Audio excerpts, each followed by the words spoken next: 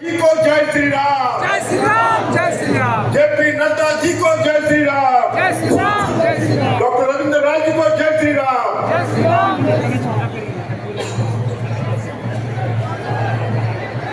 आज के इस विशाल जनसभा में मंच पर उपस्थित भारत सरकार में मंत्री और संसद में हम सबके सहयोगी और आपके लोकसभा के होनहार प्रत्याशी और प्रतिनिधित्व करने वाली बहन अन्नपूर्णा देवी जी, हमारे युवा काल से मित्र और यहाँ के पूर्व सांसद, वर्तमान में कार्यकारी अध्यक्ष मेरे साथी श्री रविंद्र राय जी, हमारे बहुत ही होनहार प्रत्याशी और मेरे वरिष्ठ सहयोगी श्री नागेंद्र महतो जी, हमारे श्री राम खिलावन पटेल जी, पूर्व मंत्री, हमारे जिला परिषद के अध्यक्ष छोटेलाल यादव जी, हमारे अरूप पांडे जी जो आजसू के केंद्रीय सचिव हैं, और हमारे आशीष बार्डर जी, श्रीमती रजनी कौर जी, दिनेश यादव जी, आशा राज जी, सम्मानित मंच और इतनी बड़ी संख्या में एकत्र आए देवी और सज्जनों, मीडिया के मेरे साथी, प्रिंट मीडिया और इलेक्ट्रॉनिक मीडिया के मेरे साथी, आप सबको मेरा जय जोहार।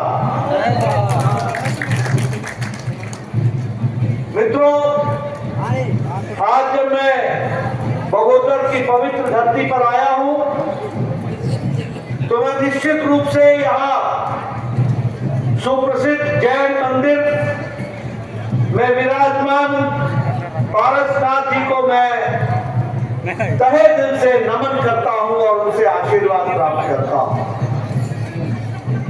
जब मैं यहाँ पर आया हूं तो मैं इस बात को भी याद करता हूं कि जैन धर्म के 23वें तीर्थंकर भगवान पारसनाथ जी के नाम पर जो इस पर्वत को हम पारसनाथ नाम पड़ा, ऐसे पुण्य भूमि को भी मैं नमन करके अपनी बात को प्रारंभ करता हूं। 24 तीर्थंकर में 20 तीर्थंकरों का और असंख्य मुनियों का निर्वाण का ये स्थल रहा और ऐसी पवित्र भूमि पर मुझे आने का सौभाग्य मिला। मैं अपनी ओर से और अपनी साथियों की ओर से इस पवित्र स्थान को नमन करता हूं। मित्रों, अभी जब अन्नपूर्णा जी बोल रही थी, जब नागेंद्र भाई बोल रहे थे, जब रविंद्र राय भाई बोल रहे थे, तो मैं आपकी तालियों की आवाज सुन रहा था। आपकी तालियों की आवाज की गड़गड़ाहट ने मुझे ये बता दिया है कि आपने नागेंद्र जी को विधानसभा से विजयी होकर के भेजने का मन बना लिया।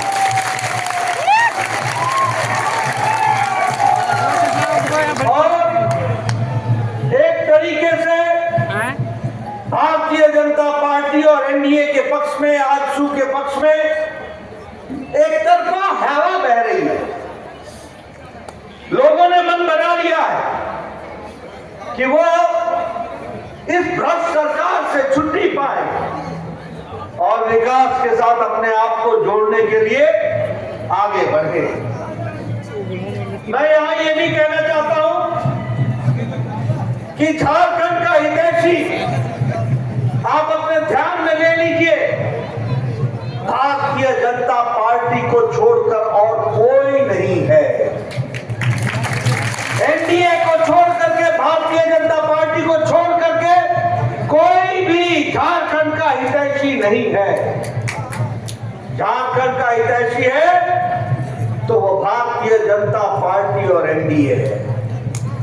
याद कीजिए, जब झारखंड वो नेता है ये बनने की बात थी, जब वनांचल के नाम पर आंदोलन चल रहा था, हिट हो गई तो कांग्रेस पार्टी के लोग टाल मटोल कर रहे थे, अपने वायदों से भटकते थे।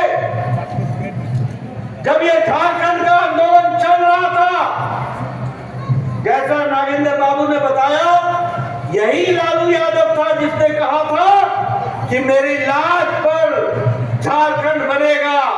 लालू जी, आप जिंदा तो हैं, लेकिन झारखंड भी विराजमान है और वो शान की बात है। और इसको बनाने का श्रेय भारत रत्न श्रीमान अटल बिहारी वाजपेयी जी को जाता है, जिन्होंने झारखंड बनाया।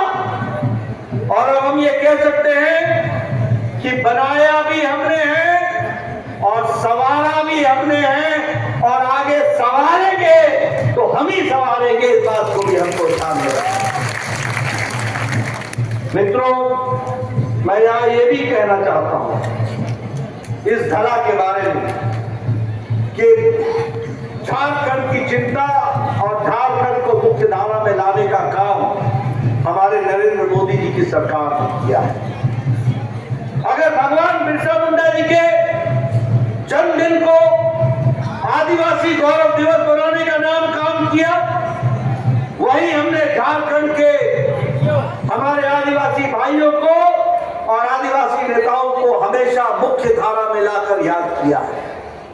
फिर चाहे वो पोटो हो, फिर चाहे वो तिलका माझी हो, फिर चाहे वो चांद भैरव हो, फिर चाहे वो नीलांबर पीतांबर हो, फिर चाहे वो सिद्धो कानो हो, इन सबको याद करने का काम और मुख्य धारा में झारखंड की जमीन से जोड़ करके आगे बढ़ाने का काम किया, तो हमारे प्रधानमंत्री मोदी जी ने याद करके इनको आगे बढ़ाया और झारखंड के गौरवमय इतिहास को याद करके देश के सामने इसको स्थापित किया, देश में बताया, दुनिया में बताया। आज भगवान बिरसा मुंडा को हर आदिवासी, चाहे वो हिमाचल का आदिवासी हो, चाहे वो हमारे उड़ीसा का आदिवासी हो, चाहे वो छत्तीसगढ़ का आदिवासी हो, चाहे वो गढ़चिरौली का आदिवासी हो, कोई भी आदिवासी या भगवान बिरसा मुंडा को अपना आराध्य देव मान करके चल रहा है। ये हमने आदिवासी भाइयों की दृष्टि से प्रधानमंत्री मोदी जी ने भगवान बिरसा मुंडा के विषय को आगे बढ़ाने का प्रयास किया। और यहाँ पर मैं एक बात और कहना चाहता हूँ कि हमारे झारखंड के वीर वीरांगनाएं, हमारे झारखंड के भाई, जिनका इतिहास इस बात के लिए जाना जाता है, चाहे अंग्रेजों का राज था, चाहे अन्य का राज था, हमारे वीर वीरांगनाओं ने अत्याचारी शासन को उखाड़ फेंका है। और अब समय आ गया है कि यही वीर वीरांगनाएं इस बार झारखंड से झारखंड मुक्ति मोर्चा, कांग्रेस पार्टी और आरजेडी को उखाड़ फेंकेंगी और भारतीय जनता पार्टी और एनडीए की सरकार बनाएगी। मित्रों, एक बात याद रखना, जहां झारखंड मुक्ति मोर्चा है, जहां कांग्रेस पार्टी है, जहां आरजेडी है, वहां भ्रष्टाचार है।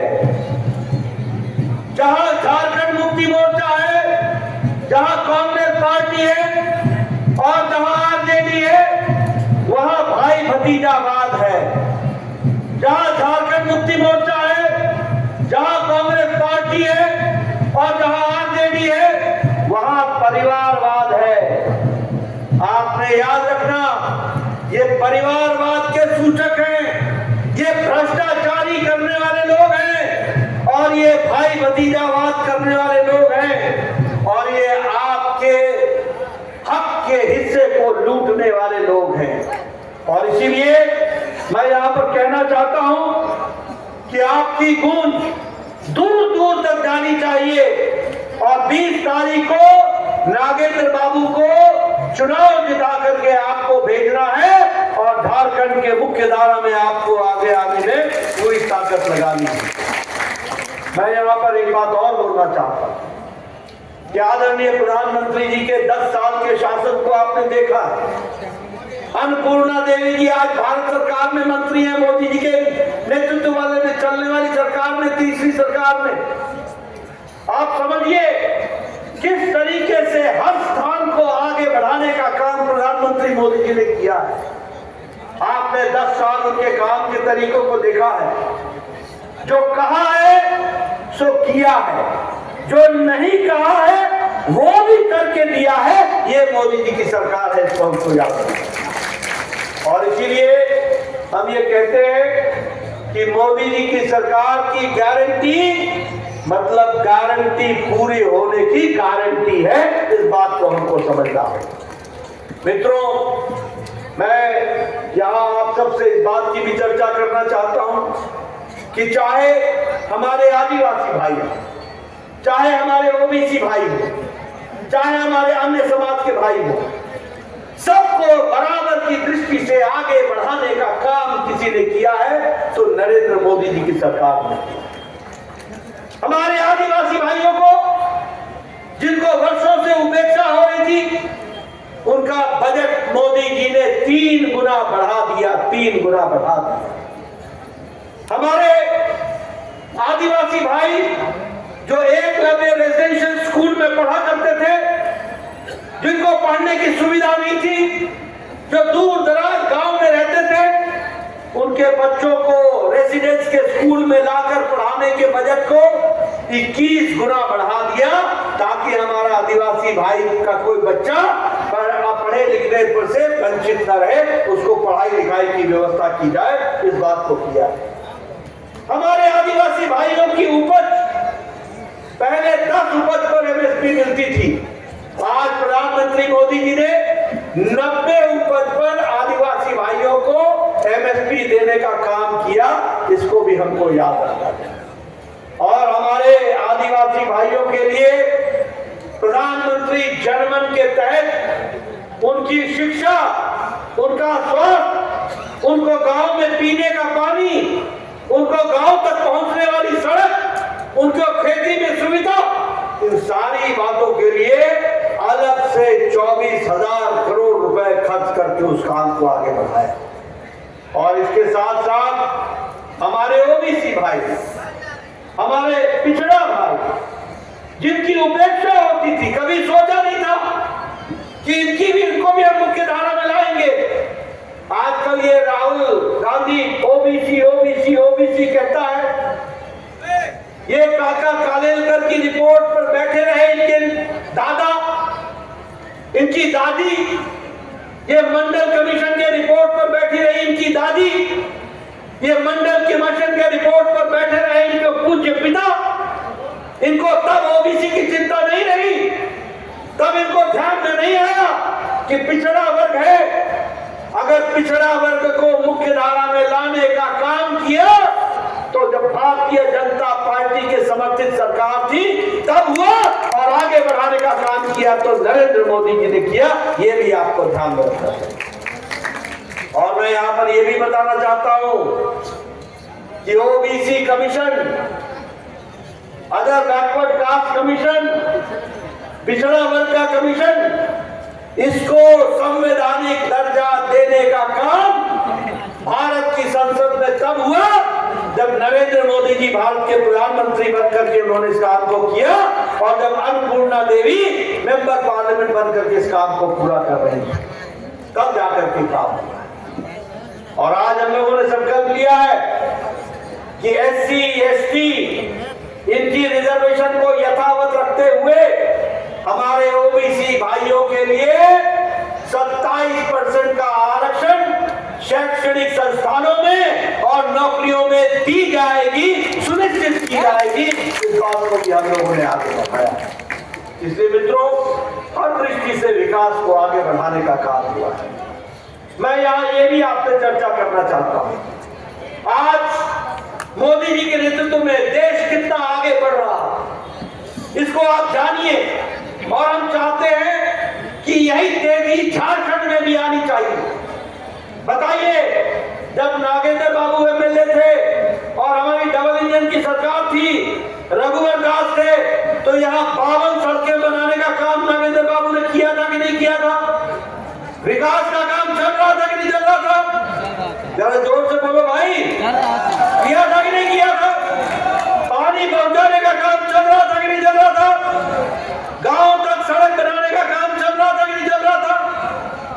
ये जो माले के प्रतिनिधि आए, इन्होंने खून खराबा को ही आगे बढ़ाया और आपके काम को ब्रेक लगा दिया, ब्रेक लगा दिया।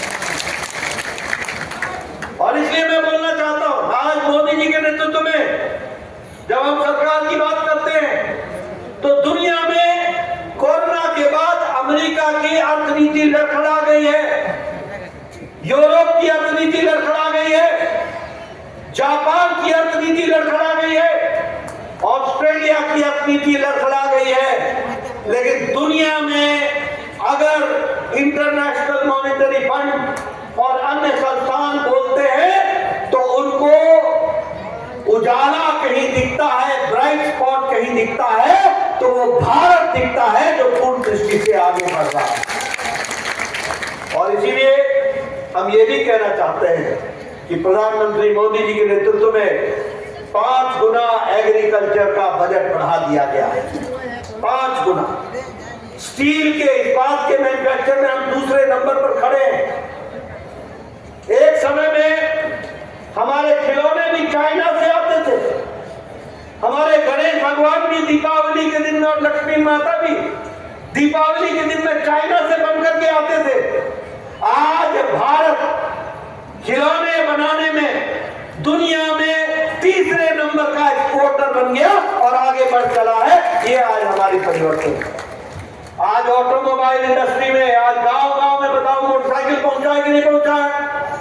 बोलो, गांव-गांव में लोग मोटरसाइकिल खरीद रहे हैं कि नहीं खरीद रहे हैं? ऑटोमोबाइल इंडस्ट्री में भारत तीसरे नंबर की क्या मार्केट बन गया, तीसरे नंबर का मार्केट। इसलिए विकास की एक नई कहानी लिखने का काम और इंफ्रास्ट्रक्चर में लगभग 10 सालों में 19 लाख करोड़ रुपए खर्च हुए और इसी तरीके से विकास के काम को आगे बढ़ाया गया। मित्रों, मैं यहां एक बात और आपसे कहना चाहता हूं। आपको जानकर खुशी होगी कि आज इंटरनेशनल मॉनेटरी फंड और नीति आयोग इस बात को बता रहा है कि भारत की गरीबी की रेखा के नीचे रहने वाले 25 करोड़ लोग आज गरीबी की रेखा से ऊपर उठ चुके हैं। वो गरीब